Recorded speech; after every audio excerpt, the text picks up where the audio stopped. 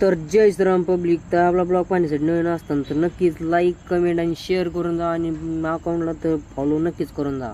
तर तुम्ही म्हणता नाही कुठं निघाले वाटत रात्रीच टायमाला. तर आपण निघालो आपलं दळण आणायला. मग काय आपण निघालो दळण आणायला, पण म्हणलं अरे मित्राला बघा विचारून येतो काय आपल्या संग. त्याच्या घरी गेलो, लाईट नव्हती त्याच्या घरी. त्याला आवाज दिला तर तो घरी नव्हता. मग काय म्हणलं अरे बघा चक्कर झाली. मग काय निघालो आपण आलो रस्त्याला, तर ट्रॅफिक जाम दिसली झाली. इकून तिकून काढली रस्ते पलीकडे नेली गाडी. मग निघालो आपल्या दळणाकडं. मग काय आपण आलो आपल्या दळणाच्या रस्त्याला, पण काय बा म्हणलं अरे गाडीत ते पेट्रोलच नाही म्हणलं. अरे पण इकून तिकून आलो दुकानावर, पण दुकानात शीटर लावलेलं होतं. मग काय त्यांना आवाज दिला, ते पंढर आला. पंढर म्हणे मला सांग मी तिथं दळणं. मग त्याच्यावरून दळणं घेतली, निघालो आपल्या घराच्या रस्त्याने. पण म्हणलं अरे आपलं पेट्रोल राहिलं मेन काम. पेट्रोल नव्हतं तर आपलं फिरणंच बंद आहे म्हणलं.